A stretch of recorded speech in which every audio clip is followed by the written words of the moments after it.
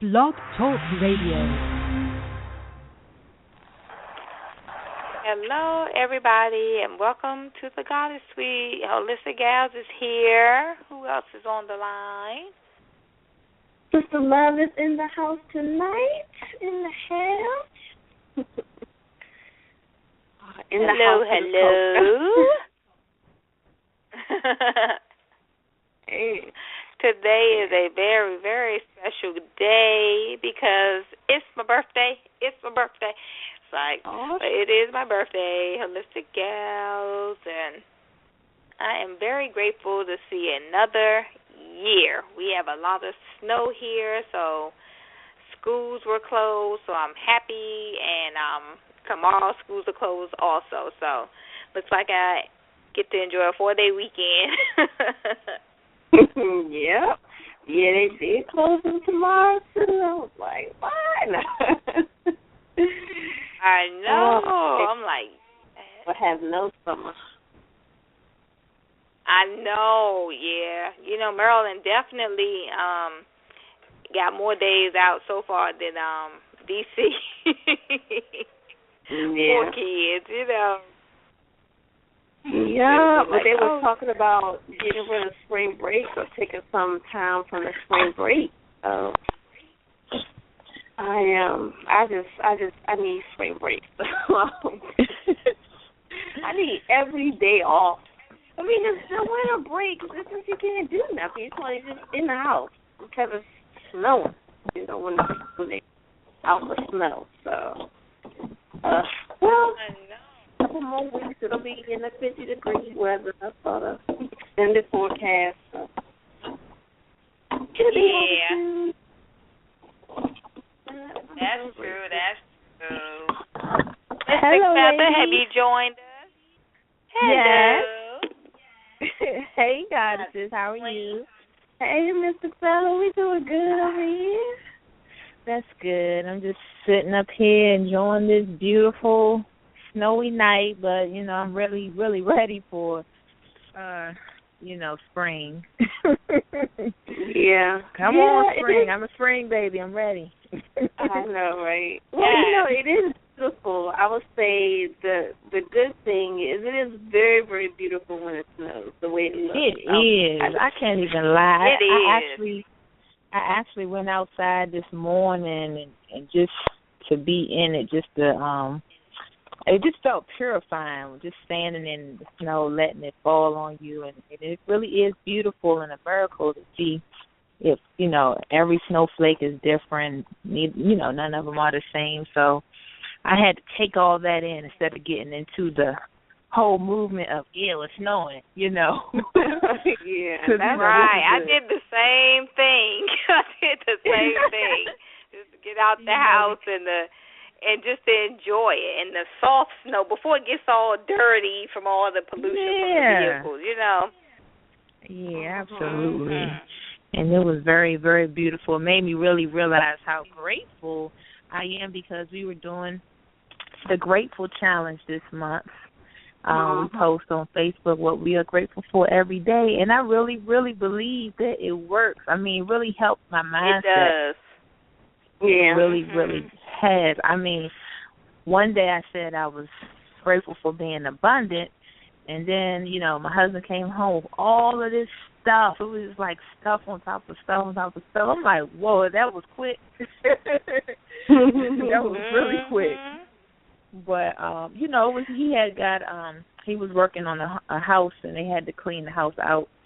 It was up in Rockville, and a lot of the things that were in the house were like antiques and things like that. Actually, they had a couple of pictures, artwork that was it was stereotypical artwork. Had like a little boy, and I guess we would consider him a jigaboo. The big eyes, the smile, and the big lips, and all of that. And the little boy had his pee-pee through the hole of a fence, and it showed the bird with his mouth on it, and then at the bottom of the painting it says, "Done got caught." And then there was another picture he found called Blackbirds. It's a picture from 1909, and it was a tree with little black babies hanging in the tree, just like you know how blackbirds all congregate in the tree. And this is and this tree had little black babies, little dark skinned babies, just hanging all from the tree like birds. And I mean, I was like, I don't know what to make of this. This is, but whoever lived in this house, they collected this type of, this type of thing. So, but I just thought it was really interesting. Yeah, that is interesting. Yeah. So you never know what you can find in someone else's home, I'm telling you. I'm telling you. Until it's vacated and, Right. I'm telling you. It was a lot of things. And, even he brought home a bow and arrow, and it has my street name engraved on it, Black Hawk. And I thought that was funny because I created a meditation, and the meditation dealt with imagining that you would write all of your problems like fears, self-doubt, hatred. You would write them on the bows, and then you would pull the arrow back and shoot it into the universe. That was part of one of my meditations. So I thought that was funny. A bow came here with my street name on it. And, I thought that was kind of cool. So, we just like looking out for, synchronicities and things that, all the clues God gives us to let us know we're on a path. Mm-hmm. Yeah. More confirmation that you're on the right path, Yeah. That's a blessing, but without further ado, we have a song we like to play. Is our guest on the line yet? Yeah. No, he's not. Oh, yeah. Okay. Oh, okay. Well, we can still run our mouth a little bit. Okay. Yeah, because I don't think that's his number. Yeah, so another thing, guys, that was in this collection, it was like thousands of baseball cards, coins, stamps from 1909 and all this stuff. So I was, I just been going through it, and it was a sign that said, "All madams must keep their girls off the street after dark." And this was it's engraved 1943. Wow. So I'm just thinking of how the racism was really not that long ago.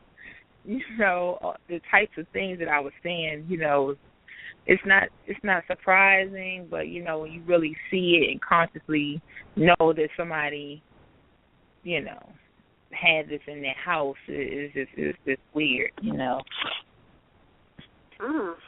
It said all what? It said all madams must keep their girls off the street after dark. 1943.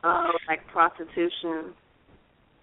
Yes, I took from it, it was a sign to let the women, the white women know to keep their daughters off the streets at night because, this was in Virginia Beach, Virginia. It has that at the bottom of it. So, hold on one moment. I think our guest is chiming in. Hold on. Okay.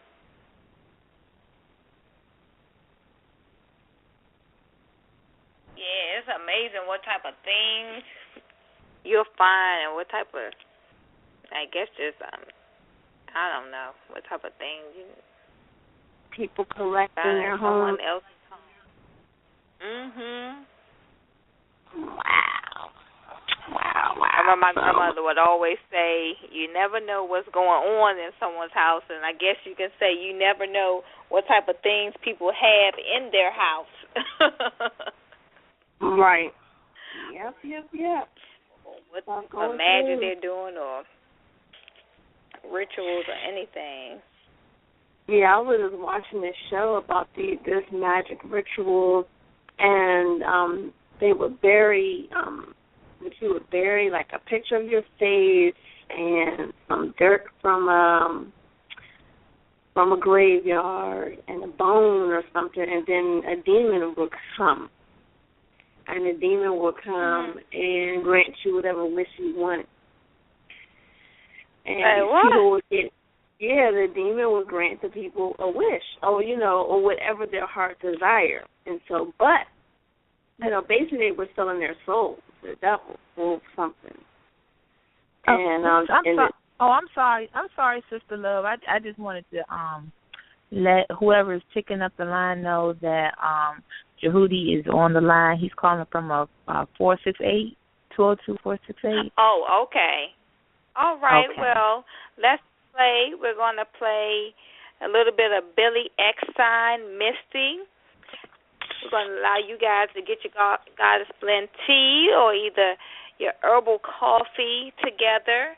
Sit back and relax, and we'll be right back. All right. Look at me.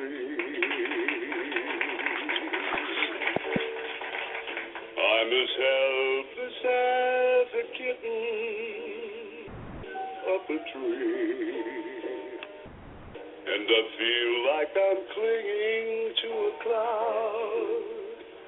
I can't understand. I get misty just holding your hand. Walk my way, and 1,000 violins begin to play, or it might be the sound of your hello. That music I hear, I get misty the moment you're near. You can say that you're leading me on, but it's just what I want you to do. Don't you notice how helplessly I'm lost? That's why I'm following you.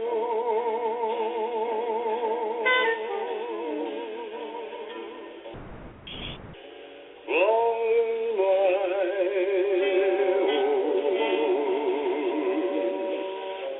would I wander through this wonderland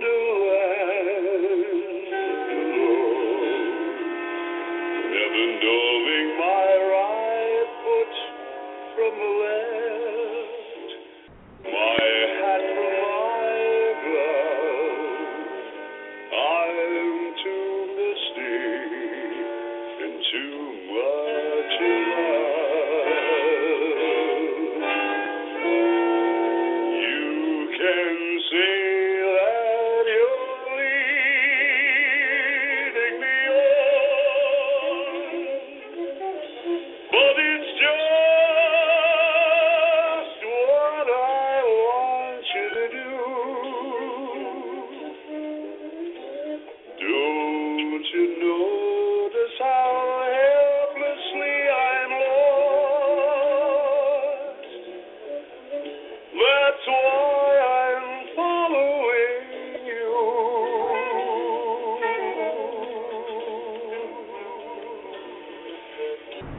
On my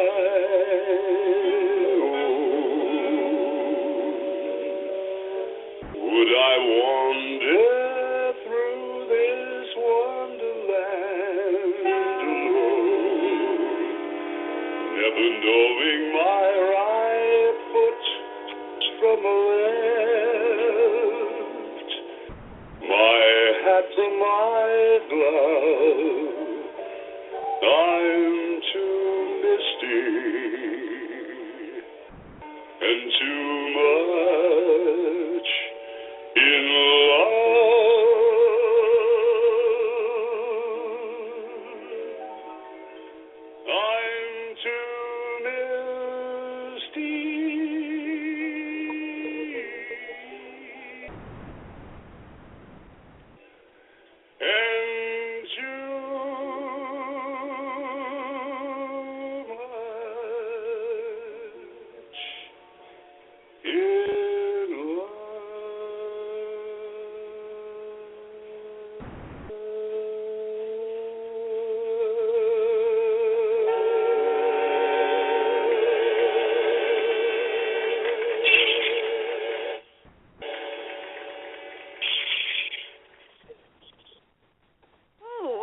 beautiful song.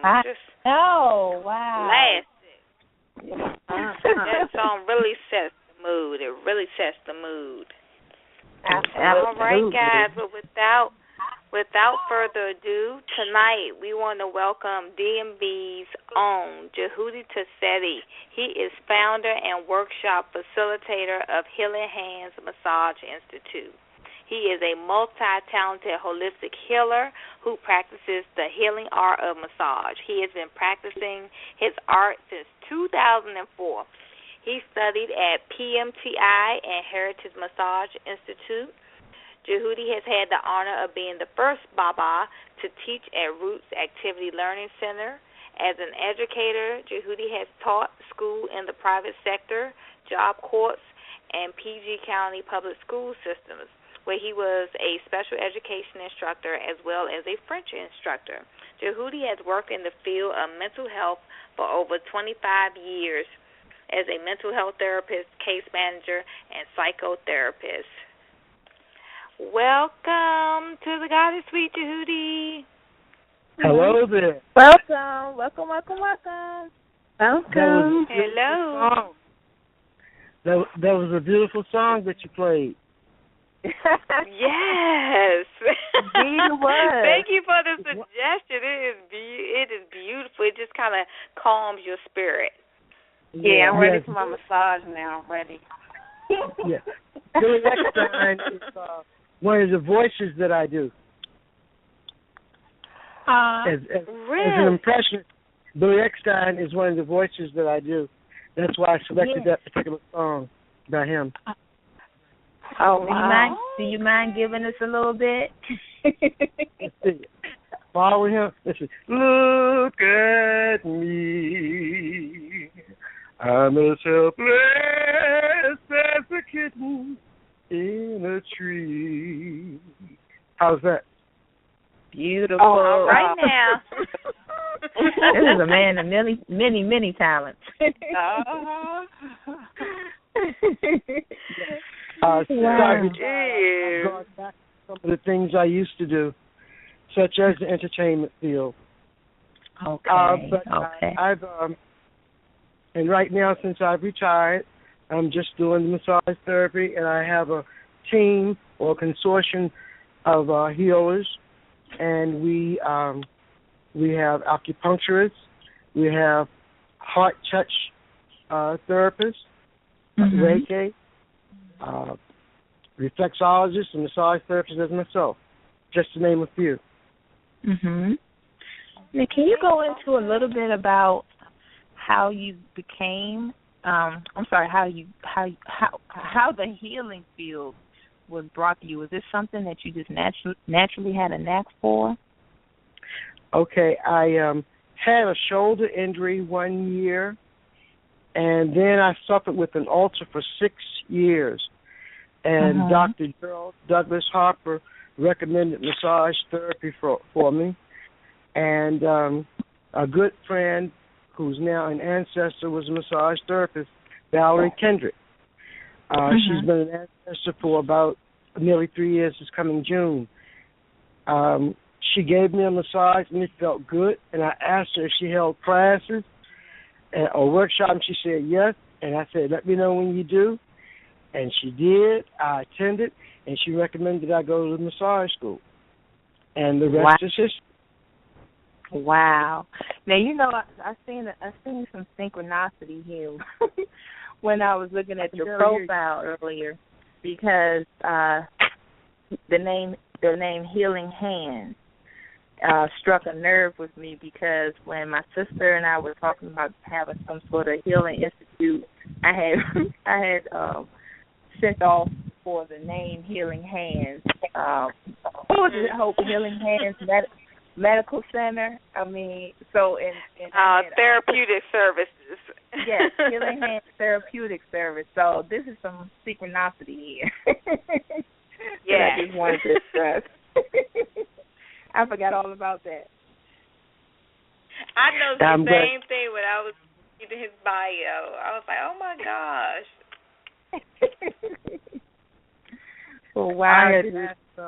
I had asked Valerie how did she get into massage therapy, and she said that she was a former police officer, and she had been in 7 accidents. And so she was in treatment, and she had asked her particular therapist about training, and she went to school, and she passed it on, and I passed it on. Wow. Do you find it fascinating that it takes something to happen to us physically in order to connect to that spiritual side? Yes, and it goes back and forth. Okay. But if you put the spirit first, that takes care of everything else. Exactly. Great. Now, how has healing with massage helped you along your journey with your shoulder? Was it a long process? Well, the shoulder wasn't my main concern. My main concern was that ulcer. I couldn't. It was a bleeding ulcer, and I could not understand why I could not deal with it. And it would go. It would not go away. It would come up. Now, I always thought that stress caused an ulcer, but it does not. It's a bacterial infection that invades the body, and once you get that condition, stress can trigger it. It can agitate that ulcer, and I've learned techniques how to deal with it without medication. By calming myself down, find a quiet place within myself to calm it down. However, after going to the different Western doctors and medicine, I had to go back home, and I went with the naturopathic doctor, Dr. Harper, Douglas Harper, Gerald Douglas Harper, and he recommended 5 different teas for me, along with aloe vera gel or juice, and those 5 teas was hyssop, nettles, peppermint, which is also good for a man's nature, chamomile, and comfrey. Comfrey works on all systems, especially your respiratory system. Comfrey is so good that at one point in time they had taken it off the market because people were using it abundantly. And when things like that happen, it's about supply and demand and control systems. But I recommend comfrey, especially for respiratory issues. Okay. Do you know any other uses that it's good for? Bones, just about everything for the whole body. Okay. Yeah, I would say that. So it I know one thing. It really helped me a great deal. I'm a living testimony for that. Okay. And you said nettle. I just put some nettle in my Amazon cart today. So what else is nettle good for besides? I know it's good for hair and nails and skin, but I didn't read up on the other health properties. In all honesty, I need to do some more research about what else it does. I just know that I use it to work with me in combination with the other teas. I'm going to have to do some research on that. Okay. Go back to the back to eat. But we know it worked. Yeah, he prescribed it for a reason, so that's good. All right. So after you were started your spiritual journey with massage, what other modalities of healing did this lead you into? Well, in addition to full body massages, I also do mud wraps. I do body scrubs, facials. I do foot baths, red light release, infrared light release. Just to name that few. I do the various body scrubs of citrus, salt, sugar, floral, or botanical body scrubs. Now, when you got involved in doing massage with your hands? Because I personally had a massage from you, and I never, ever had a massage like that before. So was this a gift from God that you just were holding inside until this woman introduced you to this, or was this something that you just always had an interest in? Well, actually, when I was in college, I guess that was my practicing ground, so to speak. And I would have to say, in a word, yes, it's a gift. It's a gift. I didn't know exactly what I was doing, and I'm just glad that I didn't do any harm, any damage. And I was glad that with the gift that I had, natural gift that I had, that I got some training and understanding of how the body works, functions, and what it does, and what you're supposed to do for it and to it. Okay. And I would also like to talk about the different benefits that massage does for you. Oh, go ahead. It allows you stress freedom. It stimulates circulation. It energizes by increasing your lung capacity. It definitely gives you great relaxation. It enhances your mental clarity, gives you relief of pain and discomfort, and it helps in the reduction of weight. Oh, wow. I'm a living example of that. About 4.5 years ago, I was weighing 214 pounds. Wow. I now weigh 145 to 150. Wow. I would have never known. Well, I have pictures to prove it. And my friends will tell you that, let's see now, I'm trying to think of this. Let me tell you why it helps in the reduction of weight. As I said before, it increases your circulation. That gives you energy, that increases your lung capacity. It gives you energy to burn off, to consume. It's like a good cycle. You know, what you put in with the massage, it increases your circulation to help you burn off that and gives you energy to work out. Okay. And, of course, it takes oxygen-rich blood to the brain that helps develop mental clarity. It's a win-win situation. And besides all that, it makes you feel good. Yes. One of the most important parts. Now, how does it get the opposite? It becomes a labor of love. I'm sorry, Julie. What? Can you repeat that? I said it becomes a labor of love. Yeah.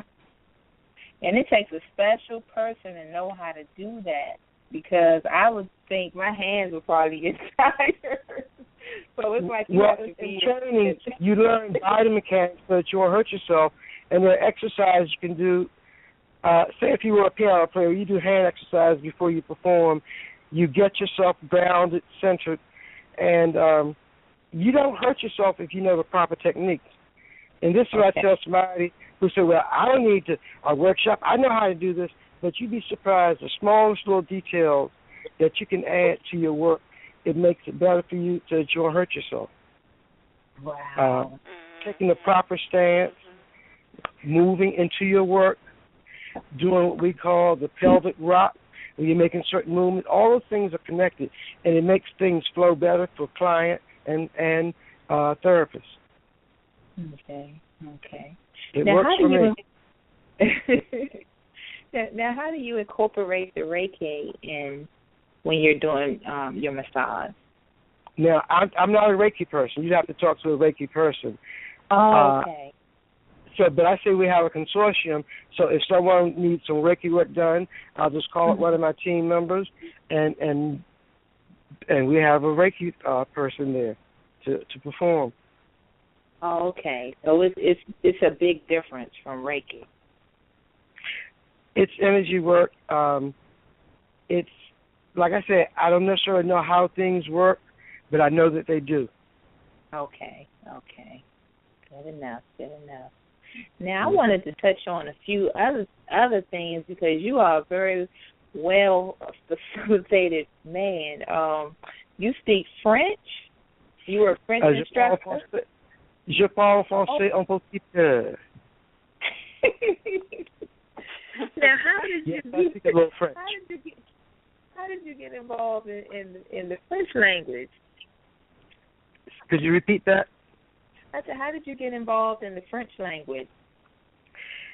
Because I got a failing grade in 9th grade in French that did not allow me to graduate from junior high school.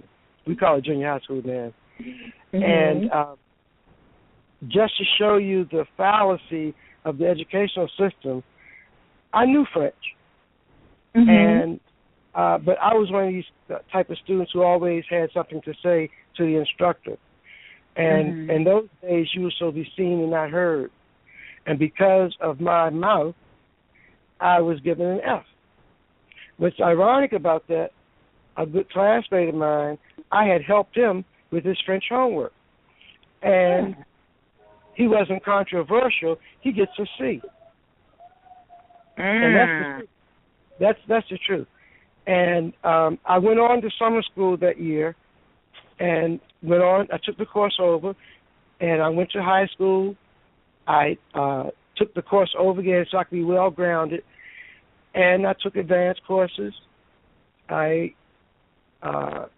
graduated, went to American U to continue my studies in French as a concentration, and transferred to D.C. Teachers College where I was tutoring in French. And the opportunity came when I was asked, I was in PG County school system to teach special ed, and the principal said, well, we got that special ed slot filled, and all I got to do now is get a foreign language instructor. So I told him in French that I spoke French. And he said, well, could you do that? I said, of course. And I did. Taught 6th and 8th grade French. Wow. That's amazing. Now, you also taught special ed as well. Can you go into how it was working with special needs students? Okay. My major in school was, I'm a speech pathologist, and my minor was an educational psychologist. So with the educational psychologist background in the speech, I was working with special needs kids, children who had problems of speech, emotional issues, as well as social issues. And before you can start teaching or learning, you have to deal with the discipline. And you have to understand that the children are not what you call cookie cutters. There are different learning styles as well as teaching styles. And there's no curriculum that's for any one individual, or for every individual, I should say. Everybody can't learn that way. I certainly couldn't. I was a very active child. I couldn't sit and just learn by rote. It had to be interesting for me. So I took that same message with my students, and I would zero on their interest, and we'd start our lessons, and they would get the same thing from there. Wow. And did you have... I would follow the curriculum as best I, quote-unquote, could or would. Okay. And I was student-centered. Now, did you notice the students improve once you, started to do things your own way? Improve, yes, but see, improvement, sometimes it comes in leaps and bounds, and sometimes it comes gradual. And sometimes, you have to recognize the smallest improvement, because that is improvement. And everybody, like I said, didn't function on the same level. If I knew a student was capable of doing some things and achieving certain goals and wouldn't put the effort, I would grade that student accordingly. But if a student was trying his best, and still couldn't get to a certain level, I would reward him based on his efforts. I always reward efforts. Okay.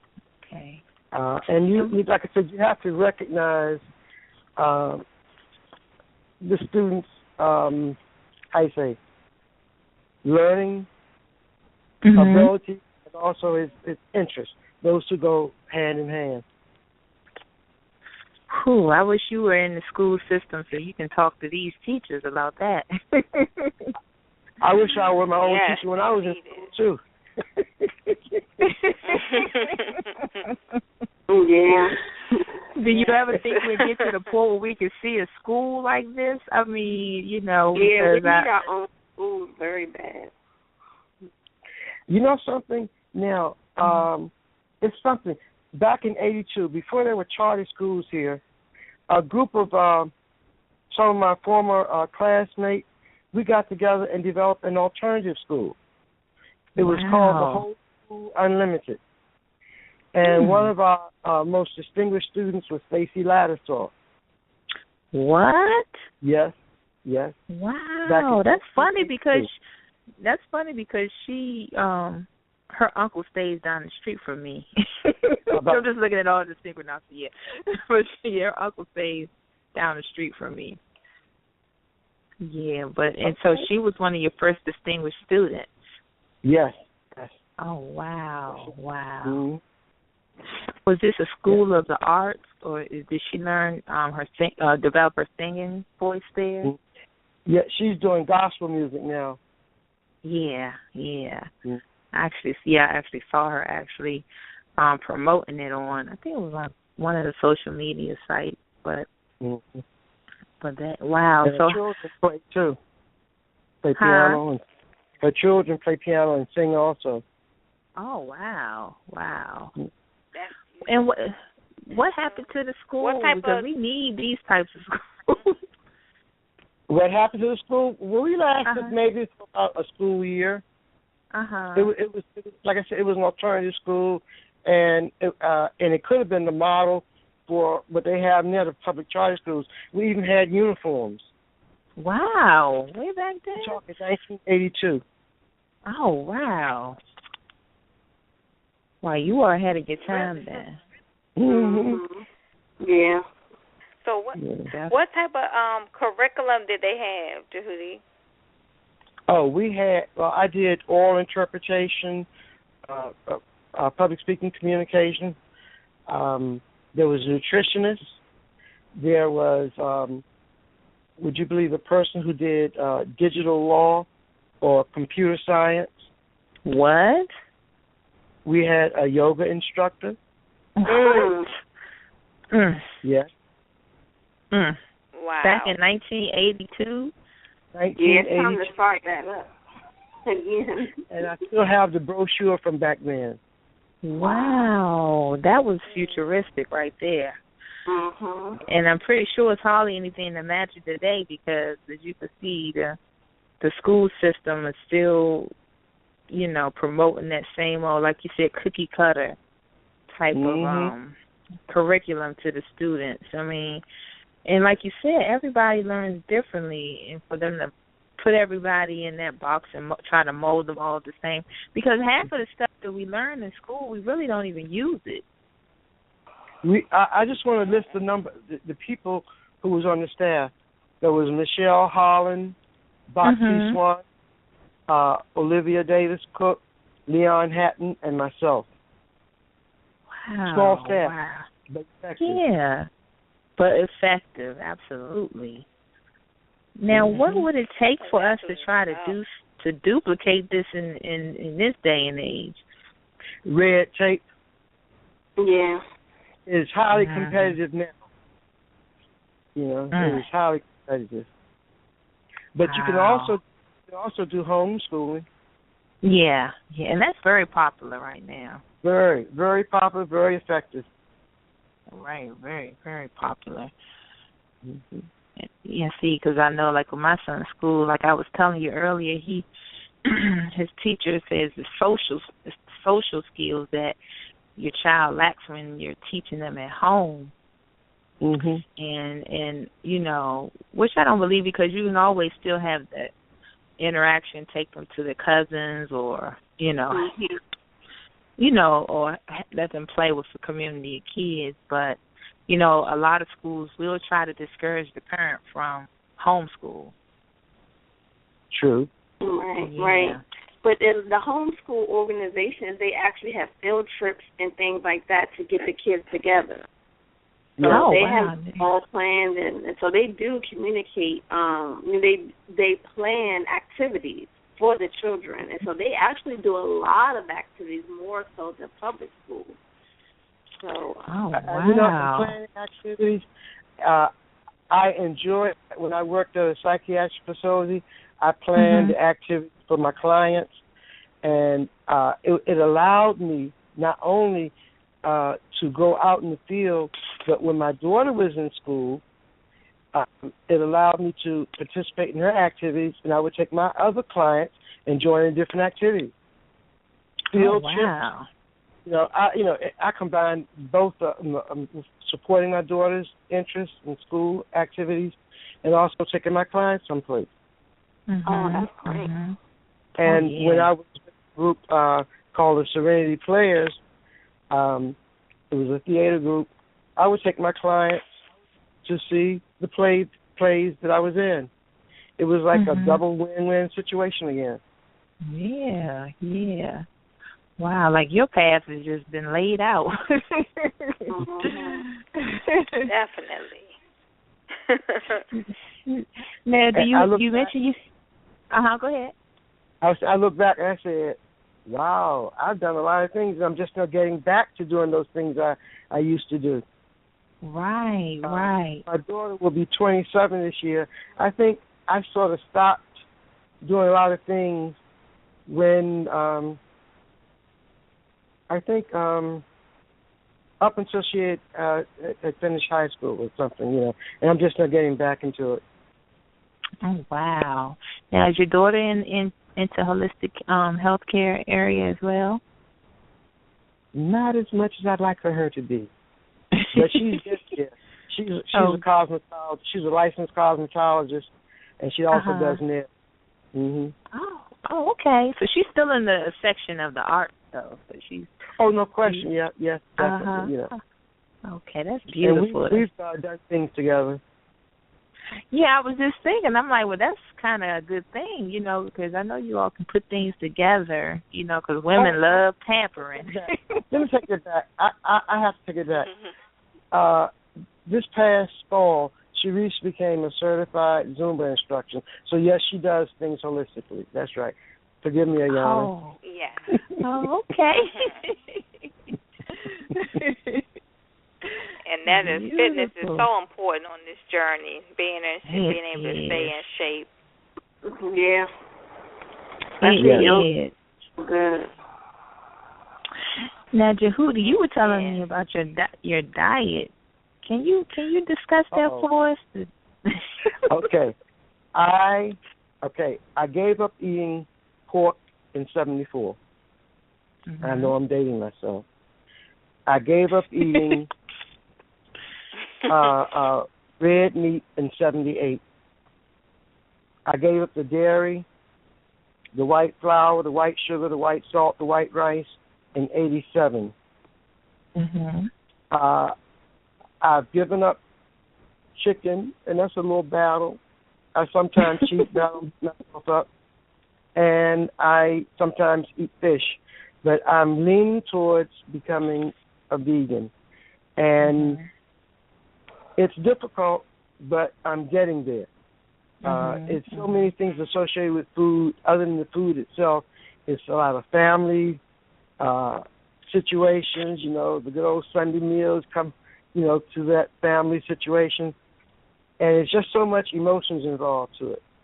And I see it happening where they bombard you with commercials on TV. The good family, happy family, everybody's sitting at the table. But I was talking to someone or on Facebook the other day about people going to these fast food places, and such as the Crack Donald's, the Taco Bell, International House of Pulmonary and Heart Disease. Oh, Lord. It goes on. Oh, God. So, Yeah. I have to say the word and continue my practice. And I found out something about Chick-fil-A. They're using. I saw something on Facebook today that they even admitted using some type of stuff they shouldn't be using. Before I say it, I'm not going to because I don't want to be incorrect. But they're using something they shouldn't be using. I'll just put it that way. And the fact that they acknowledge, I can say that. Thank you. What? Oh, wow. No, now I read that. A type of ingredient? Is it a type of ingredient with the food or something? It's an additive. Oh, okay. Now, I read that McDonald's uses 19 chemicals in their French fries. I mean, are you surprised? No. I remember when I used to go to McDonald's and they had the best French fries in the world. But now they don't even turn brown. They don't. They don't. Yeah. So it's kind of like this. It's kind of like there's no filling in the middle, like no potato. Yeah, when I used to work there, it was like, it's like they don't even get soggy. They're just like straws, kind of, you know. empty in the middle. They just don't. Yeah, they don't taste the same. Wow. And, well, one of the reasons why I was just thinking, how did I lose so much weight in such a short time? It was, I tell the story all the time, it was November of 2010 when my daughter said, "Dad, you got man boobs." And, yes, and that sent me a wake-up call. And from that point on, I would eat only when I'm hungry. I would lessen my portions. I would do more walking, stretching, and drinking more water. And with the walking, the weight just came off just naturally, you know, just naturally. Yeah. And it's been off for the last 4.5 years. Wow. I'm just curious. I know this is a crazy question, but what kind of foods did you love and enjoy before you lost your weight? Oh, I was a great bread eater. I could sit down and eat a half a loaf to a loaf of bread in one setting. What? And I love beer. Yeast. Yeah. All that yeast, that'll do it. Well, and guess what? I was when I had I was told to leave the heavy breads alone, no beer because of the yeast and stuff of that nature, you know. And but when I started that regimen of reducing my intake and doing the walking and stretching and drinking water, that became a lifestyle for me. Wow. And this year, this spring, I'm going to have a low-impact boot camp. Okay. A low impact. Nice. Is that going to? What is that going to entail, Jehudi? Well, we'll do some light jogging. We'll do a great deal of walking and stretching, and membering up, and we'll even go on the tennis courts. I do teach tennis too. Wow. I've worn several hats. Wow. You're a Jehudi of all trades.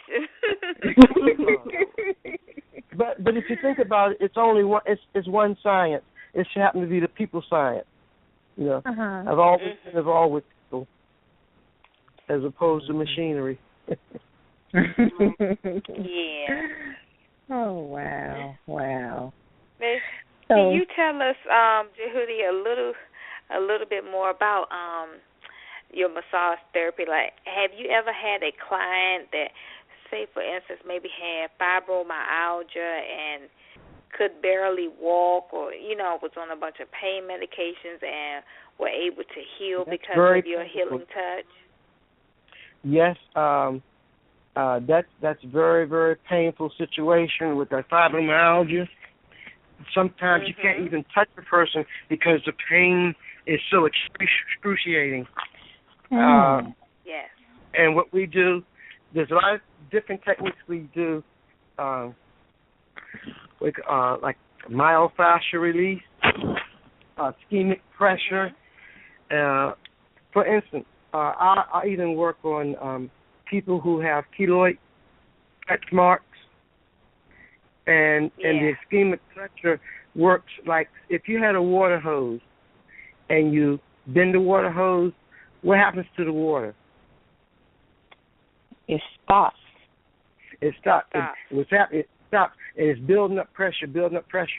Well, let's say that we hold portions of the tissue, and it's building up. And when we let go and release it, it flushes out all those impurities there.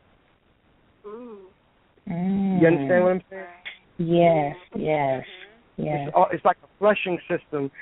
I had double hernia surgery, and it had a keloid right at the navel, and they wanted to go back in to remove the keloid. And I thought, no, I don't need any more surgery. And when I went to massage school, some 20 years later, they actually manipulated the tissue and made that keloid become flat. And that tissue, it actually, like I said, it flushed out the impurities. And I have the scar mark to show you that this keloid is flat. Wow. And what it does also, that ischemic pressure, it also reduces your stretch marks significantly. And even though it's a temporary thing, but you can see immediate results with stretch marks. From doing the myofascial release? I can't hear you. I said from doing the myofascial release. One more time. Okay, I'm sorry. You can see instant results from the myofascial release with the stretch marks? Yes. Wow. Now, like I said, it's temporary, but you'll see instant results. Especially if you were going to go to a photo shoot, you know. Oh, yeah. Oh, wow. Because, you know, my sister, she kind of turned me on to the myofascial release about how memory is stored in certain scar tissue or something. Oh, yeah, you do have tissue memory. Wow. Almost like exercise, your body will automatically go to that movement from repetition. Okay. But are you talking about a history of certain things where you have that memory of that history, say of an injury or something? Yes. I would have to say yes to that. Okay. Yeah. We all have psychological memories of certain things, pain, discomfort. And it doesn't have to be on a conscious level. Your body will respond automatically. Okay.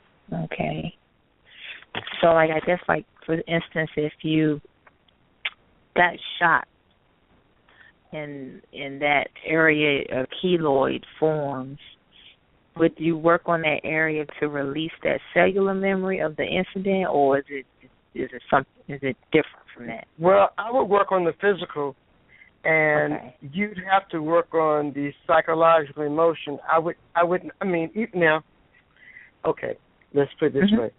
If we would have a conversation, not only would I address your physical issues, I would also address the emotional and psychological too, because of my background. Okay, you can handle it all. Okay. Well, when I went to massage school, they said you need to work on the client, don't talk. But because I wear several hats, I have to. Yeah. As long as I'm interfering with the client's reception of the work that I'm doing. Okay. Once again, it's not a cookie cutter. Yeah. Absolutely. And I know if you have that urge to help that person, and you know other ways you can do it, you just follow what the Spirit's telling you to do. So exactly. I don't have any fixed prevailing plans or attitudes, certain things. I just act as a situation man, and I've been doing this long enough, that it's just like second nature. Wow. And when I'm working on a new client, I am more nervous than the client, and I will tell that client that I'm more nervous because here's what happens. When you're working on a client, the client is in a very vulnerable position and naturally nervous. I cannot relax until the client feels comfortable and is relaxed. Once the client relaxes, then I know that the client is trusting what I'm doing and trusting me. And then I can take my deep breath, and we both are relaxed, and we get on with the work. That's a great way of getting it started. Yeah, now, the most awkward feeling I ever had was when I gave my mom a massage. It just felt so awkward at first, And, right. That's my mom. But then I said, if you're going to do this, hey, you have to be a healer. And it's no problem. Wow. What did your mom say when you told her that this is what you wanted to do? Well, she needed the work done. Okay. And she was glad that somebody was there to give her some relief. And she naturally went to sleep. And I have a sister who's a reflexologist and a nephew who's a massage therapist also. Oh, wow. Yeah. So this runs in the family, you can kind of say. Wow. So a lot of people in your family, do they eat natural, or are they vegan, or? Well, unfortunately, no. I'm the only one. Oh, wow. You couldn't convert them yet? I stopped trying. I can't convert family. They're the worst ones. What I do to Hootie, when I go to family's house, because I'm leaning on vegan as well, I just bring my own food, because otherwise I won't be able to eat. Because I stick to my regimen pretty hard, and but when I go to family's house, I just bring my own food, and I got the idea from Dr. I can't think of Hyman.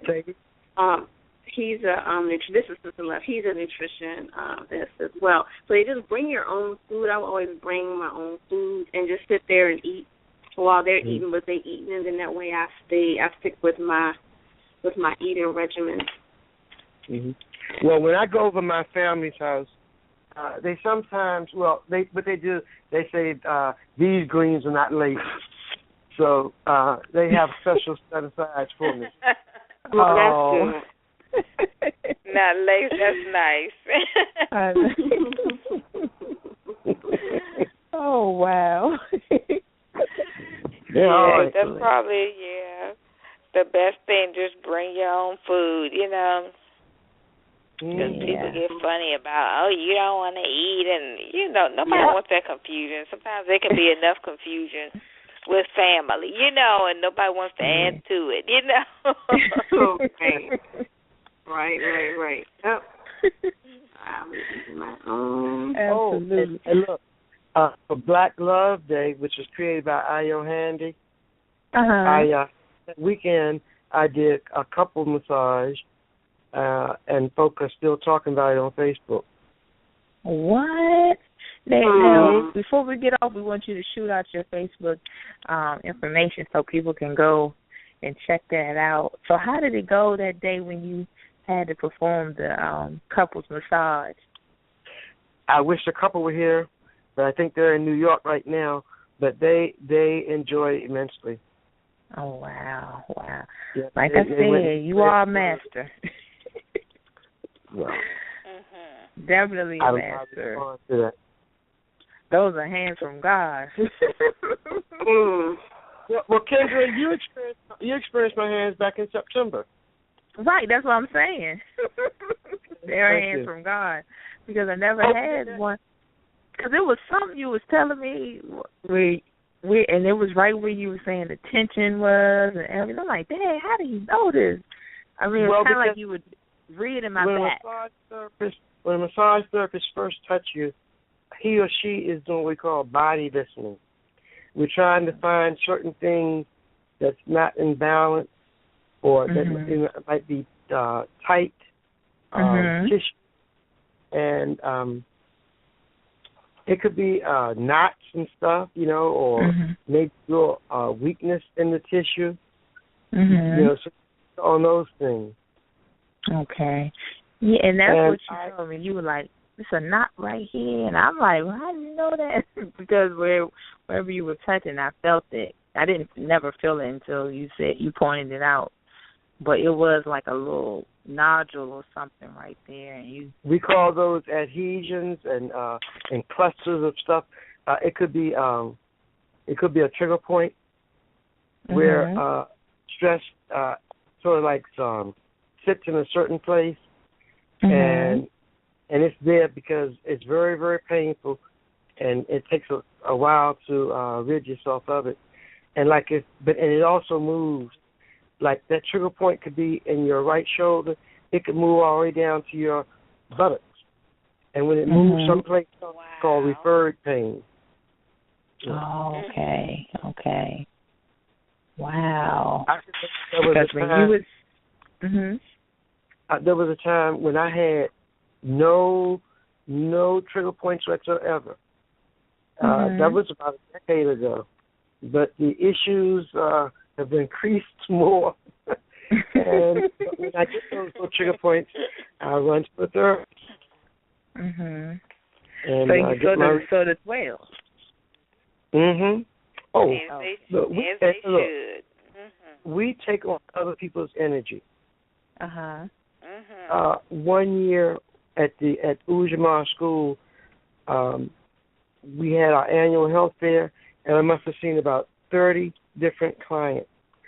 I was drained of my energy. I mean, I was exhausted. And a sister told me to wear one of those quartz crystals.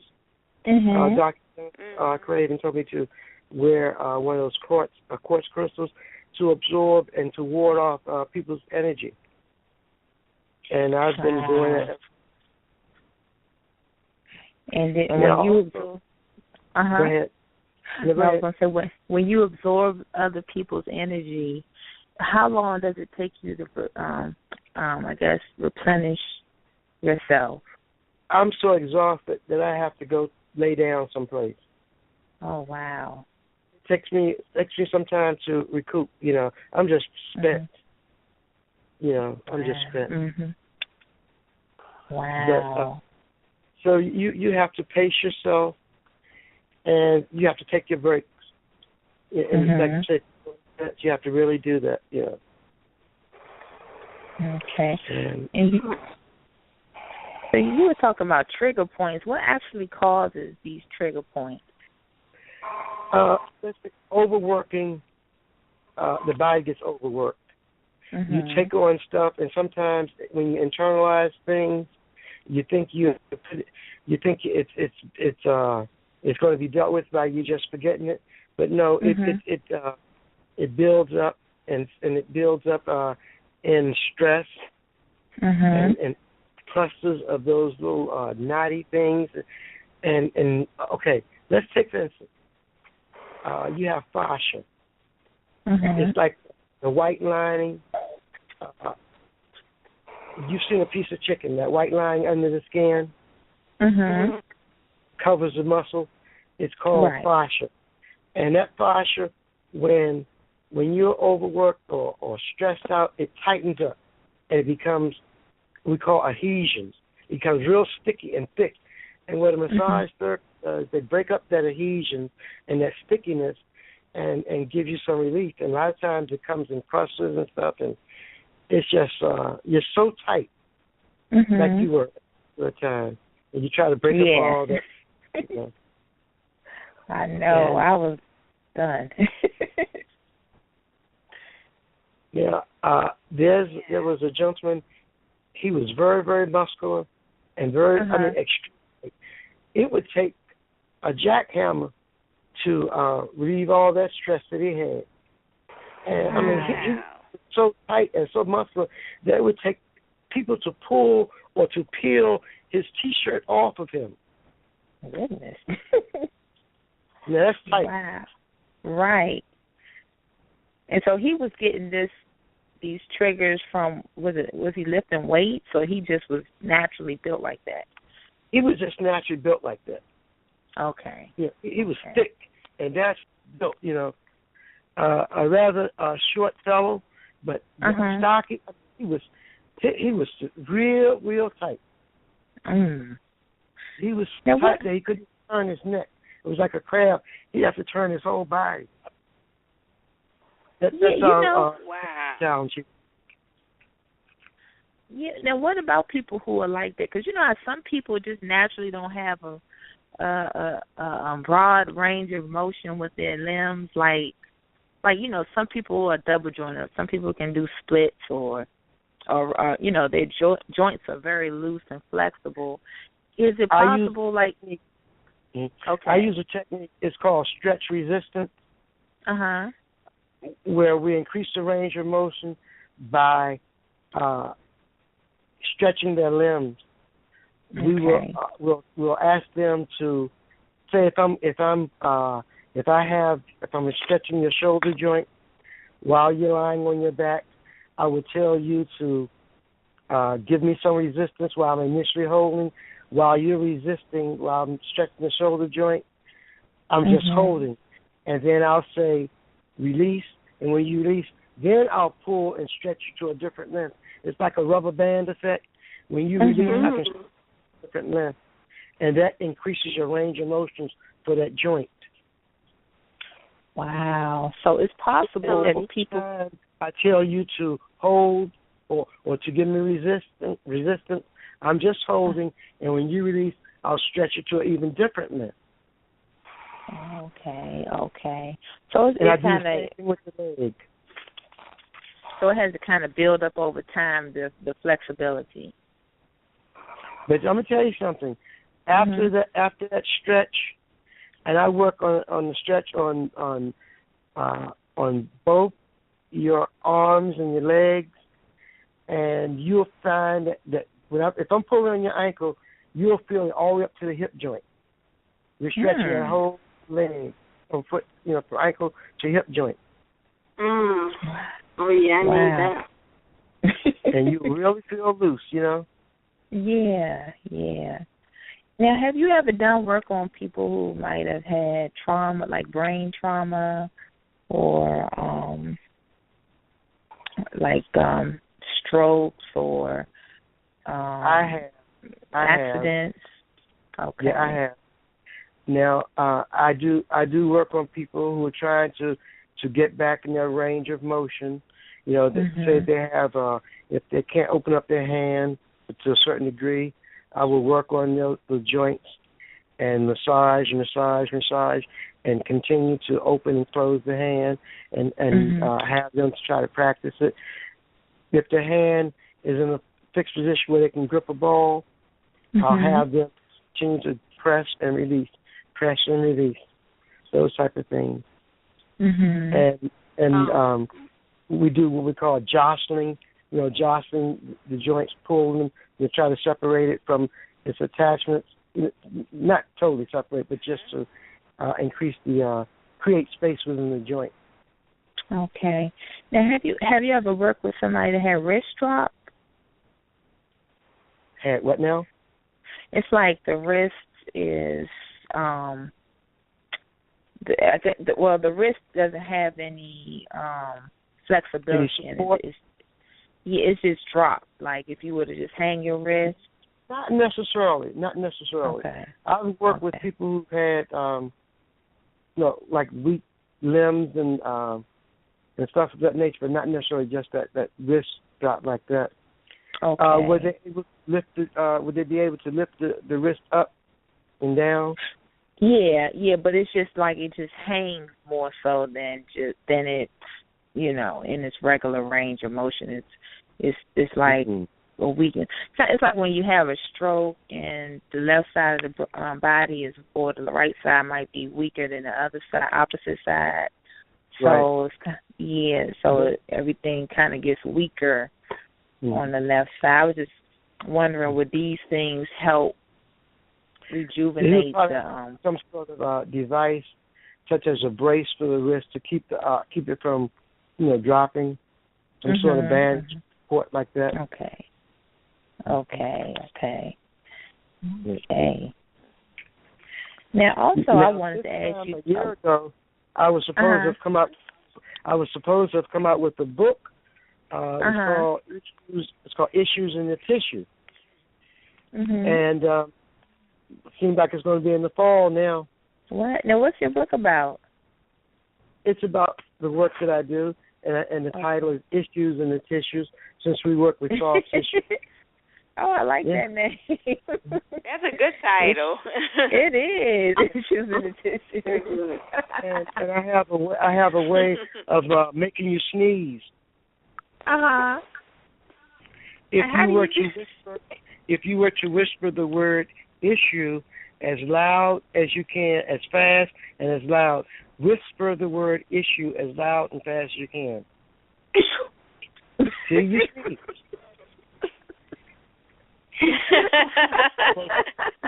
Who just sneezed?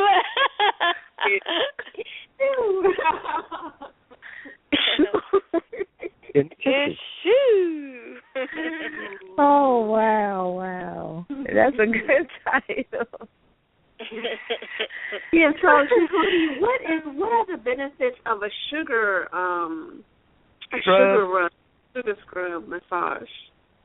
Well, it exfoliates you for one thing, and it's aromatic, which deals with your sense of smell, and the smells associated with different things. The different scrubs we use, such as if we use a lavender scrub, that promotes calmness, and did I mention aromatherapy? No, we just had a show on that Tuesday. But go ahead. Did I mention the hot stones? No. No, you haven't. Tell us about it. Let me go back to the scrub. Well, when you're scrubbing, you're exfoliating, getting rid of the dead skin, and promoting that healthy look. That your skin actually glows, and sugar is granular. It's like the salt, just like all the scrubs are granular, and it softly removes all the dead stuff away from you. And you can give yourself a scrub, but isn't it better to be pampered by someone else? Yes. Yeah. Right. Always. No doubt about it. Absolutely. Because you can really just enjoy. You can enjoy it better because you can just lay there and let someone else do all the work. Okay. And save your energy. I almost went there, but I'm gonna leave it alone.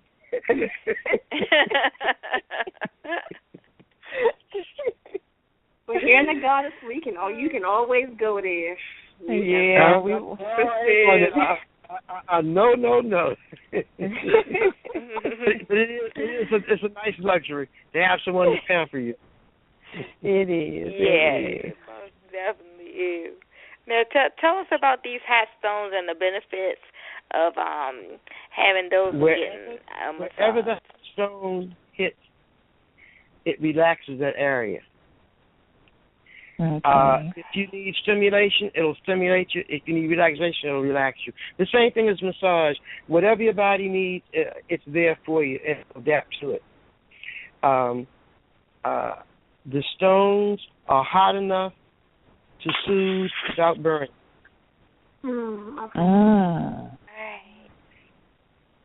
And have you had hot stones before? No, it looks like it.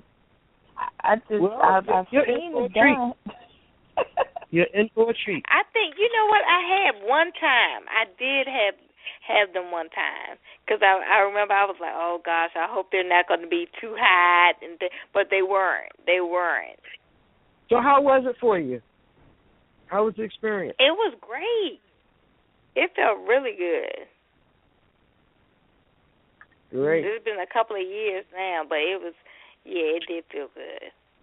I would like to be at the point where I can get massages at least every other week. I think that would be ideal. Every week would be really ideal, but every other week or at least once a month would be great, you know?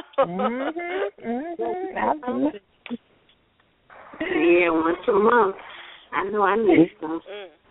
Now, look, last year, we a group of us massage therapists got together, and we had a healing circle. In fact, we had two. And we had coconut. We had exchanges, and we had potluck. And so this year we're going to have healing circle number 3, 4, 5, 6, and on. Oh, wow. And you informed. That sounds great. Okay. We get an invite. I can give you my email address. Oh, yeah, we're going to get all the specifics before you get off the phone. Yeah. Absolutely. Hootie, I want to ask you about the lymphatic system, and if you can explain why, explain what the lymphatic system does and why it's important to, get massage and to be able to detox the lymphatic system. Okay. With the lymphatic system, you have lymphatic pumps or nodes throughout your body. And what they do, they pump the impurities and toxins out of your body. And what massage does, that enhances the action of those lymph nodes. Like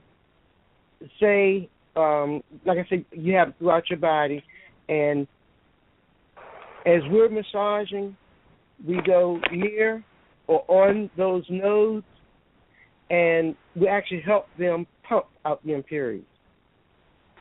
That's what your lymphatic is about. And a lot of times you find feel sluggish and just weighed down because you're full of waste and toxins. They said it's like a sewage system. Exactly. And look, I forgot who said this, but I'll say this much. Death begins in the colon. Yes. Dr. Tim Morrow. Okay, thank you. And like I said, if what would we be without the lymphatic system? A trash bag, a garbage bag. Sure would.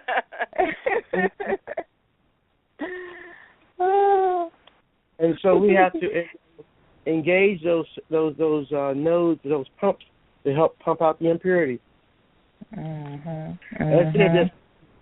This work does. Wow, I'm telling you, because a lot of people do not even know anything about this, the lymphatic system or anything.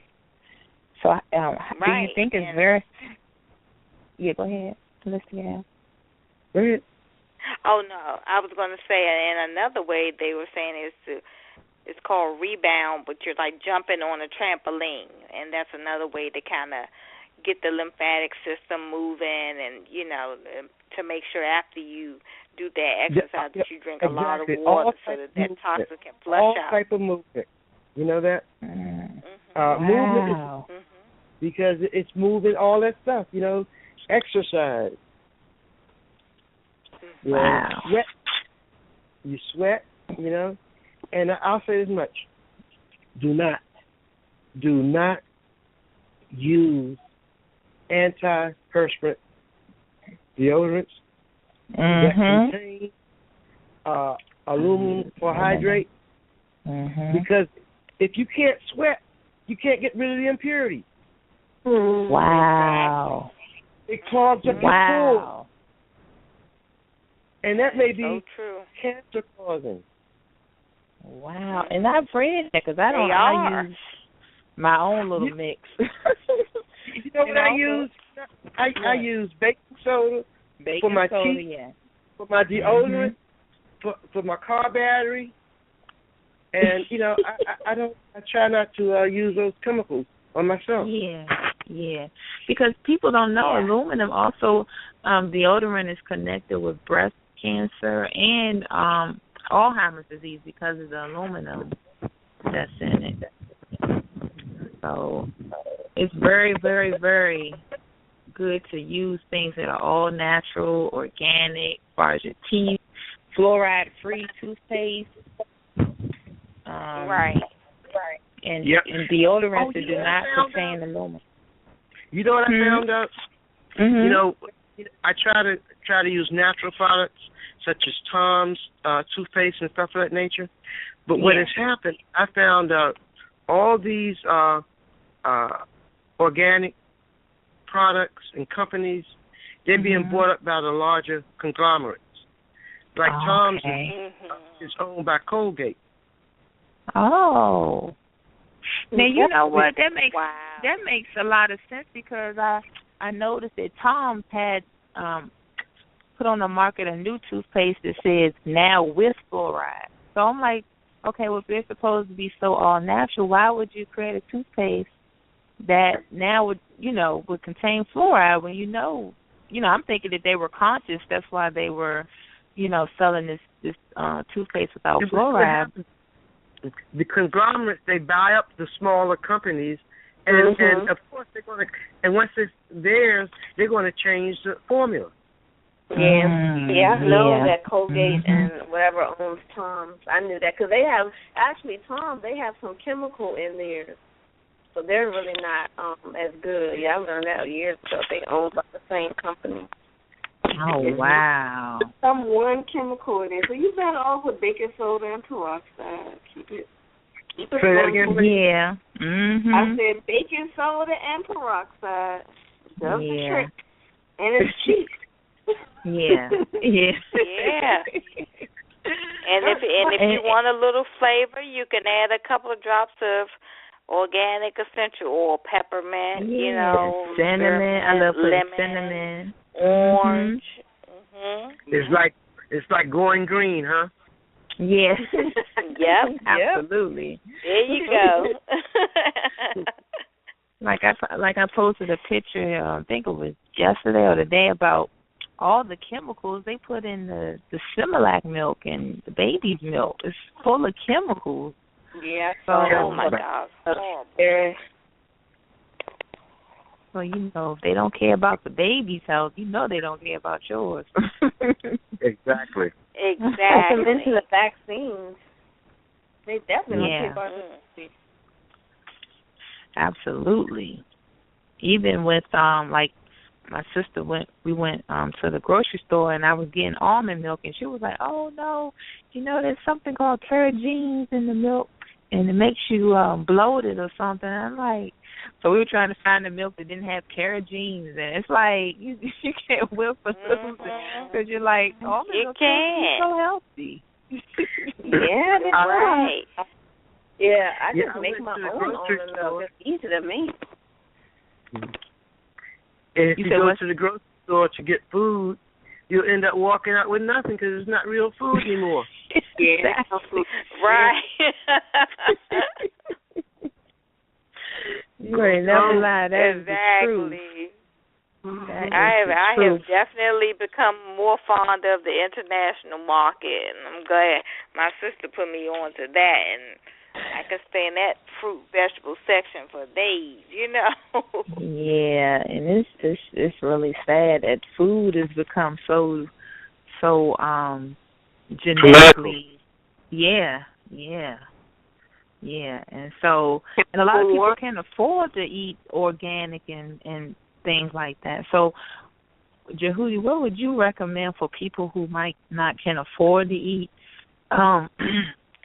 Let me say this, how could you say cannot afford? I'll say this much. time is money. Mm-hmm. Money is wealth. Your health is your greatest wealth. And friendships are priceless. But let me get back to your greatest health. How can you not afford to be healthy? You mean, in other words, if it's too expensive for you to be healthy, then what are you going to do? Just die from eating the stuff that's not good for you? Yeah, the health care, your prescription costs. Prescriptions? You can use for some food. I'm saying this.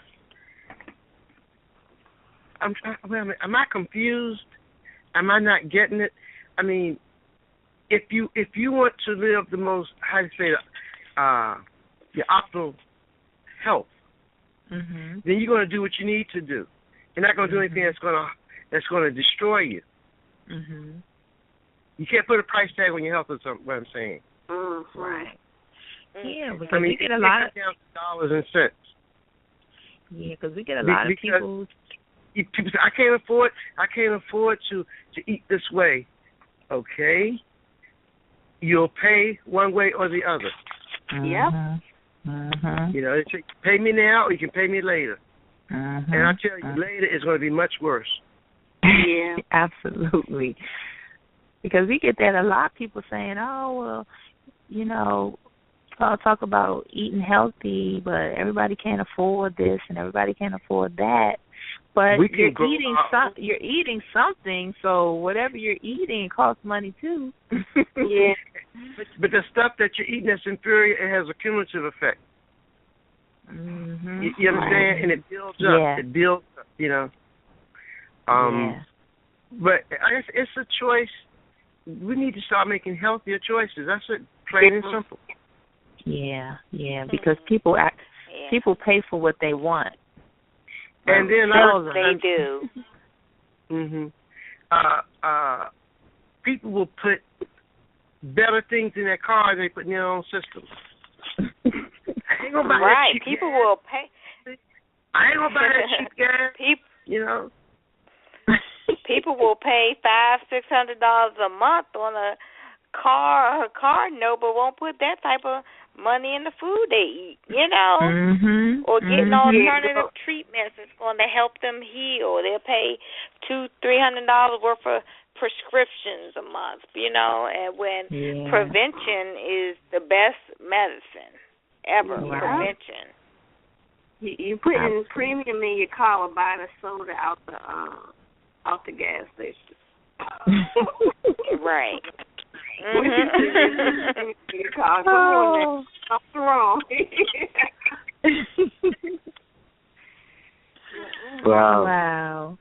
Wow. That could be a whole other discussion. Oh yeah, exactly. Absolutely. Do we have anyone with their hands up, Holistic Gal? Hands up? No, I don't. No one has their. No, I don't see anyone with their hand up. Okay.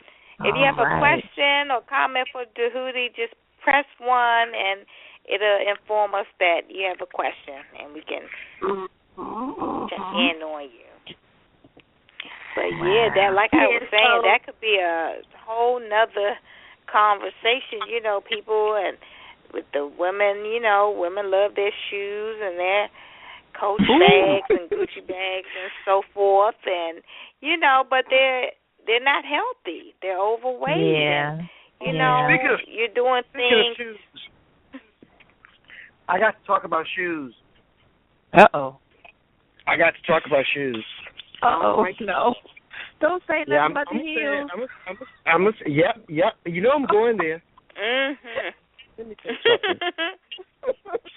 The sisters look good in heels. There's no question. But it's one of the worst things they made for women. It throws your body out of alignment. Your head has to do a juggling act on those little cervical bones in your neck.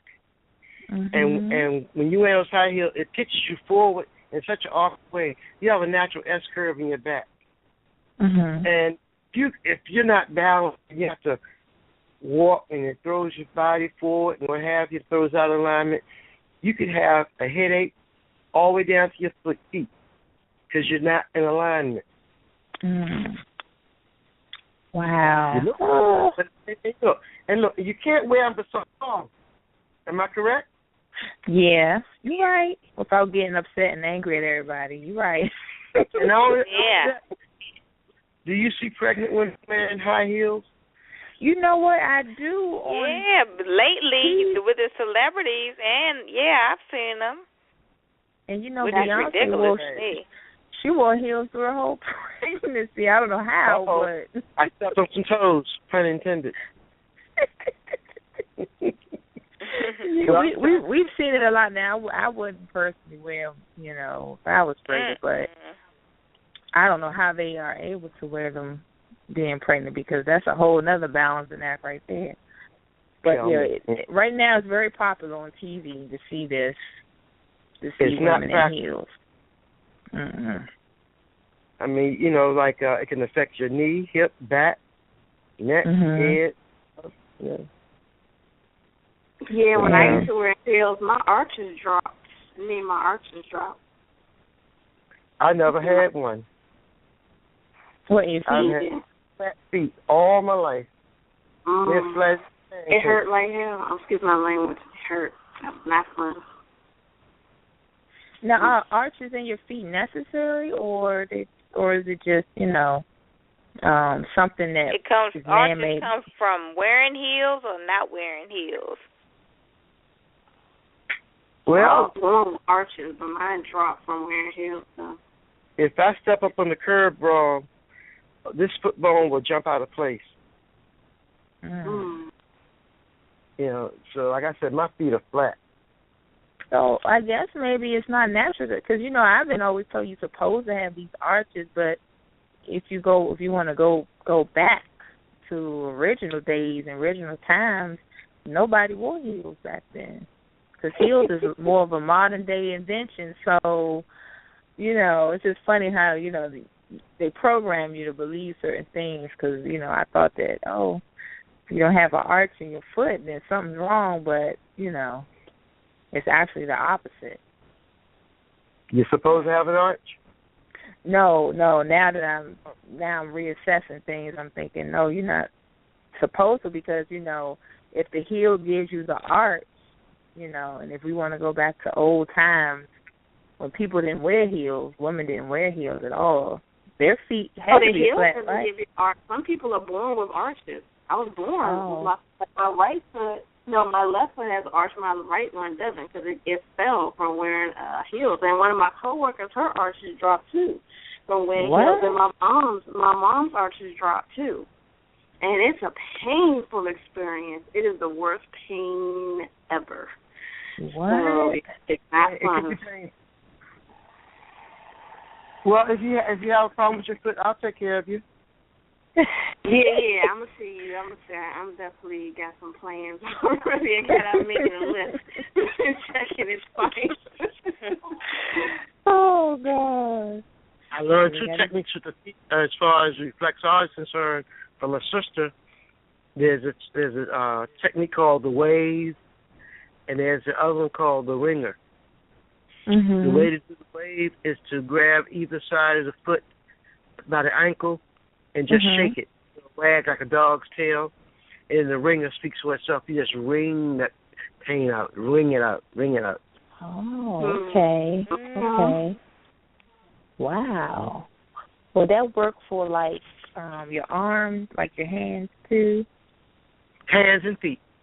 Okay. Okay. Okay. Now, I do give workshops in basic massage for family, friends, and significant others.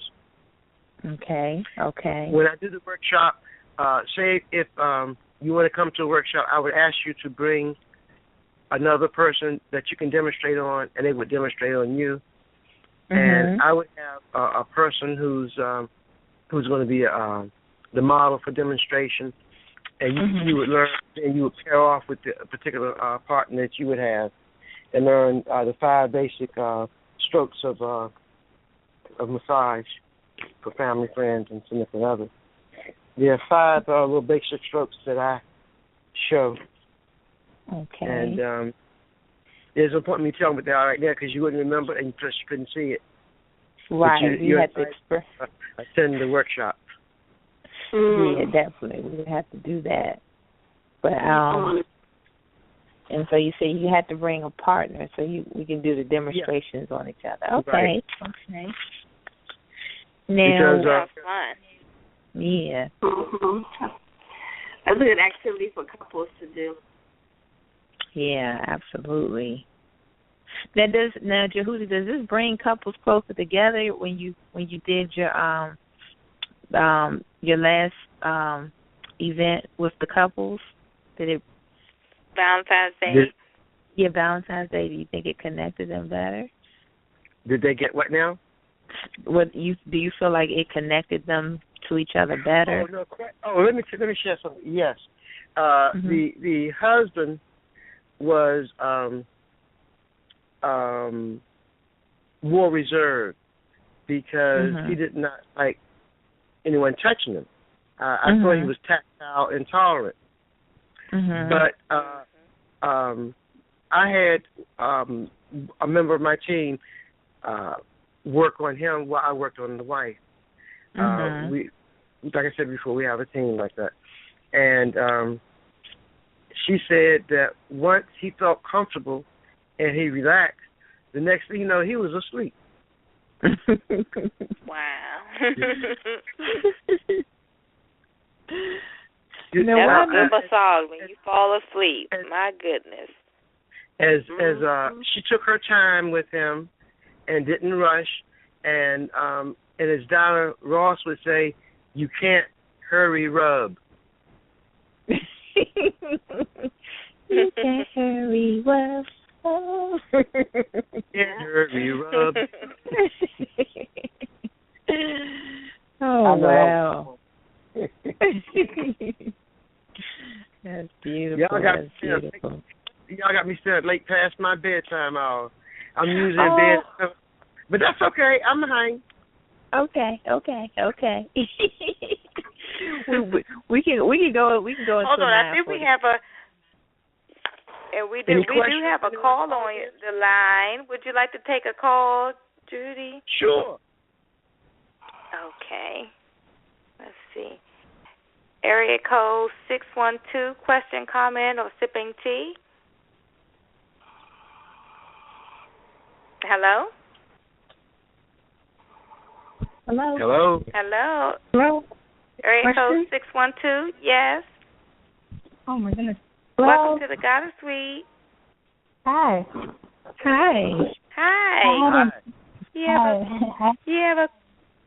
You have a question or comment for Jehuti? Yes, I have one question. Okay. You guys talking about deodorants and toothpaste earlier in the call, and I was wondering any advice or any comments about certain lotions or oils that maybe you would recommend? What kinds of oils or lotions maybe would? What kind of oils I would recommend? For what purpose? All natural. I don't really, know the depth into it. I just recently actually bought this moisturizing body oil, and I got it from Family Dollar, but I was just trying to see what it was about, and I wanted to know anything, that's all natural or anything that's kind of vegan, or I don't know how the right words to describe it. I would say coconut oil or shea butter, and what you can do, you can actually mix those two together to make like a whipping cream, and it's really good for dry skin, eczema, psoriasis, different skin conditions. And I would say put it on right after you get out the shower or bath. Make sure your skin's a little bit damp, and rub it in really good.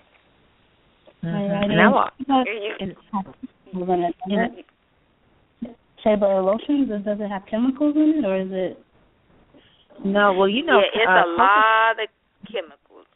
Go ahead. A lot of chemicals. Yeah, a friend of mine that I get organic lotions from. If you go to www.Third Eye Activation, she sells really good lotion. I just ordered something from her last week, and she sells all natural organic soaps, and she hand makes everything. Wow. And okay. She's at thirdeyeactivation.com, and she usually sends you something free, and everything smells real good. But if you want to do it and you're on a budget, like Holistic Gal said, get you some coconut oil and get you some essential oils if you want to add a little scent to it. But I found coconut oil very moisturizing.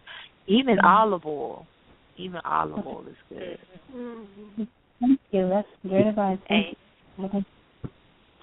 You're welcome. Yes. And you can find the coconut oil at your grocery store, or I usually get a big container from Costco. Okay. And you can use it for cooking also. Yes. You're welcome. Thank you for calling. Thank you. Thank you. Now, Jehudi, when you're doing your massage, do you incorporate any oils, or do you just... I use oils, I use lotions, I use creams, I use different types of salves. Basically, I use a shea butter base. I have a sister who she's an alchemist. She makes a lot of my products, and she's also assists me when I'm doing massages. Oh, okay. Her company is called Rooted by Nature. Rooted by Nature. Yeah, if you're in the DMV area, a lot of her stuff is at the Sankofa bookstore in Georgia Avenue. Yeah, I know what that is. Now it's like the Rooted by Nature. So if the caller that just called in wanted to get something from her, she can just Google products, hair products, body scrubs, body butter, muscle relaxers. She does it. Okay, Rooted by Nature, caller, if you're still listening. And you can just she can just Google that. Yes. Correct. Okay. Okay. Yes, because I read that us women, we use at least 532 chemicals a day with lotions, perfumes, hair products, makeup, all of this junk that we put on ourselves, and that's just making our bodies more sick and more toxic. So, Jehudi, how important, can you tell our listeners how important it is to detoxify the body? It's very important. Let me tell you something right now. Do you know relaxers are down? The use of relaxers for your hair. It's going more natural now. Yeah, I did not even know that. You know, the perm perm came out when in the 80s. Yeah, they're going down because of all the whole effect that's been going on. But it's important that you use things that are beneficial for your body as opposed to being harmful. And I say read labels. If you can't pronounce it, perhaps you shouldn't be using it. That's a good analogy right there. Yeah. Okay. That's an easy way to know if you need to. Right. That's an easy way to split the list up. If you cannot pronounce it, shouldn't be using it. Exactly. And I see they hide a lot of chemicals behind those big words and stuff like that. You know, you'd be surprised by these guys stuff.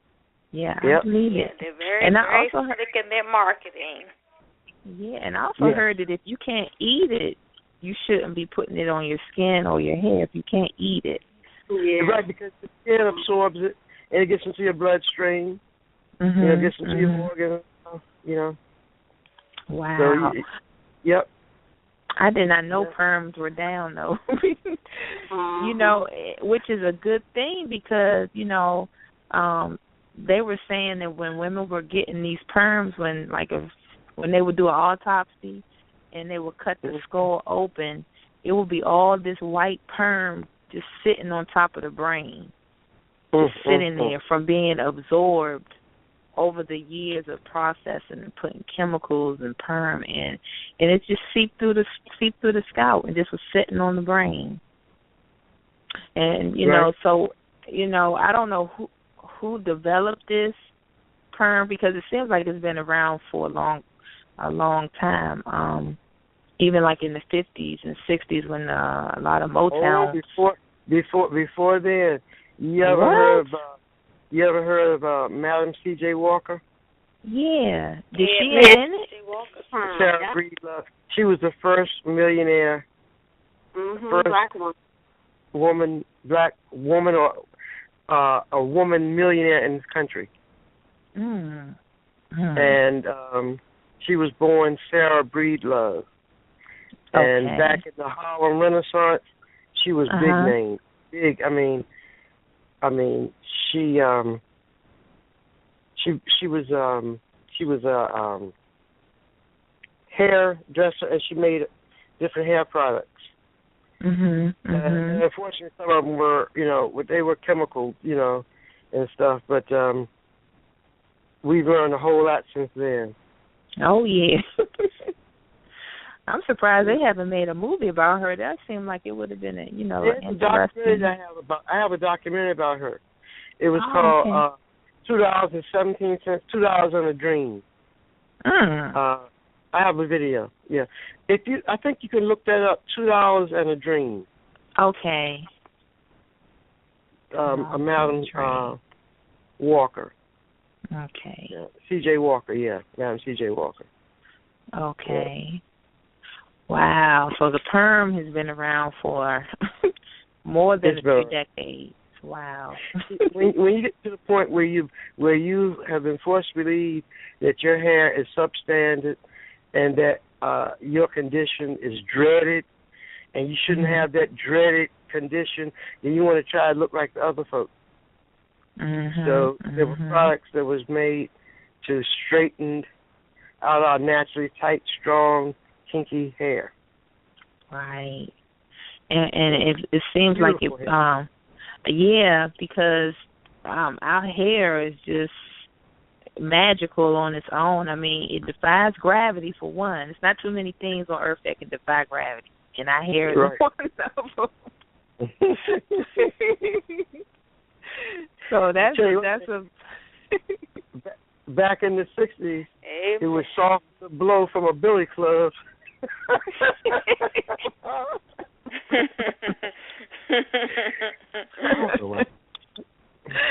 Oh wow! Look, talking about protection, that was protection right there.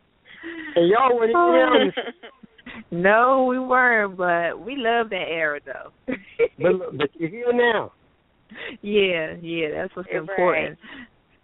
Because I love watching old. I got a little collection of the old Soul Trains, and I love watching those and seeing how black people had their afros, and they were so happy and positive with these afros. Well, you know something? I have a gift for you and your sister. Okay. I collect old things. I have a bunch of the Jet magazine prior to 1970, when they were small enough to fit in your hand.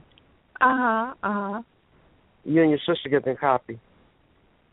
Oh, thank you. And you can we really appreciate look back and look back on how the styles were and the attitudes and the politics unchanging to the day, how things are still the same. Oh, and we had one more goddess on Jehudi. We can't leave her out. Everybody forget about that. I would love one as well. Hello? Yeah, that's Sister Love over there. That's our sister from another mother. Yeah, okay. I see your $2 in a Dream with Madam C.J. Walker video on YouTube. I searched it on YouTube. You say you want to see it? No, I think I see it. I see something with that title on YouTube. Oh, you went to look it up. $2 in a Dream. Did she pull it up? Yeah. Good. That's an excellent one. Excellent one. Okay. $2. Oh my God. This would have been a good movie. I don't know why they haven't, out of all the people, that would have been one, I love watching the black stories, black documentaries, and when they remake our stories. But that story, that would have been a really good story to tell. The first black woman millionaire. Mhm. Yeah. And I could see Queen Latifah playing her. Mhm. Good choice. Yeah, I can see her doing that. Choice. Yeah, good choice. Well, Jehudi, we're up at the top of the hour, and we would love for you to give all your information for the listeners. Yeah, I need that website. Thank you for inviting me to your talk show. I really enjoyed sharing the information of my past, of my life. No, not my past. It's still going on now. Right. That's right. And many more to come. Yeah. There you go. Can you let our audience know where they can reach you at? Email address, phone number, Facebook name. I'm on Facebook, Jehudi TaSeti. That's J apostrophe capital HUTI, and TaSeti is TA space capital SETI. And my email address is j1taseti@gmail.com. And my phone is 202-413-2047. All right. Right. Do you have a website? All right. Well, I knew you were going to ask me that. I'm having one developed. Okay. We with you on that one. We're trying to get ours done too. We are. We know you. The tea that you drink, the 5 different teas you drink for your ulcer. Can you go down the list of those one more time for me? Okay. Chamomile. Yeah, okay. Nettles. Peppermint. Okay. Hyssop. How to say that one again? Hyssop. Hyssop, okay. And comfrey. Comfrey. Mm-hmm. All right. I got them. I just missed hyssop. I have a friend that has problems with ulcers, so with a bleeding ulcer, as a matter of fact. So And also take that with aloe vera juice or gel.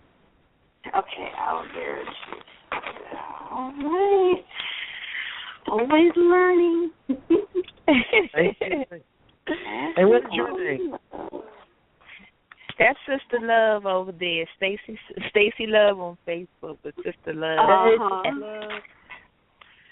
Yes. Send him a Facebook request, Stacy, so he. Yeah, I did. Okay. Yes. Yeah, I'm definitely going to communicate with you, Jehudi, about some massaging. My sister, she has a keloid, a couple keloids. So maybe for her birthday, I'll get her a massage session with you. When's her birthday? Her birthday is in May. Tuesday? It's in May. In May? Okay. Yeah. I mean, I'm gonna let her know before May, but I'm definitely going to let her know about that because that is a wonderful thing because she, has them, she hates them, so. Oh wow! Well, she got the right one. Work on them. Yeah. And by the way, definitely. I want to wish Hope a happy birthday. Yes, Holistic Gal's birthday, listeners. So it's Holistic Gal's birthday. So we wish Holistic. Oh, well, you know what you can do, Jehudi, for Holistic Gal's birthday? You can sing her happy birthday. Stevie Wonder version, of course. Yes, I was about to say the Stevie Wonder version, of course. I wouldn't have it any other way. Happy birthday. Of course, y'all. Happy birthday. Happy Earth Day. Happy Earth Day. That's it. I don't know. All right. All right, look, take what we can get. Thanks. I think we'll go out with that song. Thank you so much, Jehudi, for joining us tonight, and we would definitely like to have you back on the show. I'll be back. Future. Yes. All right. All right. Also, all right, and also, because I was going to say too, you said if we get 6 people to come, and I was thinking we can have a tea party at the same time, Holistic Gal and Sister Love. Yeah. Okay. And I think that would be beautiful. Throughout the evening, we'll have a drawing for future bennies. Okay. So we can definitely do that, because that way that whole evening can be about health and holistic wellness, because we're going to have the teas, and he can do the massage and explain the importance of massage therapy. And, because it's all about getting our people healthy and bringing them into awareness of who they truly are. And they're not this food that they're eating. They're not the television, and not all of these other things that we've been programmed to believe. So we would definitely keep everybody posted on that. Yeah, that'll be an awesome event. Wonderful. Yeah. Yeah, so true. Yeah. On that note, thank you we thank you. And we thank the listeners for tuning in, taking your time to tune in. We love you as always. Stay blessed. All right. We love you all. Thank you. All right. Good night. Good night. Good night. Good night.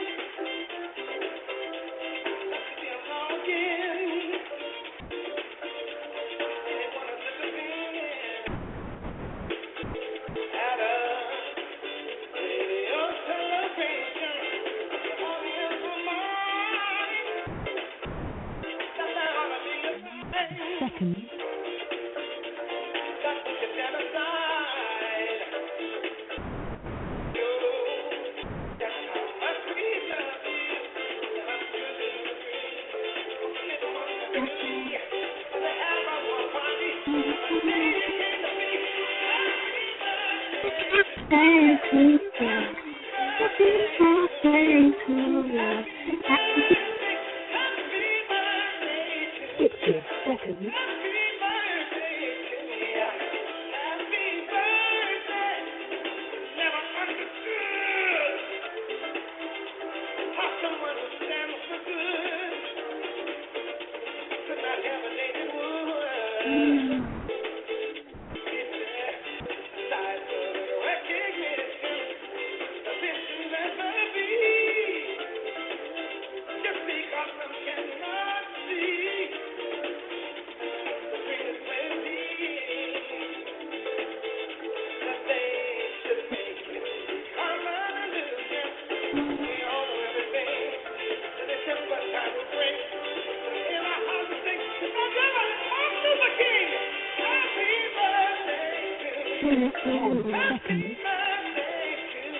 you.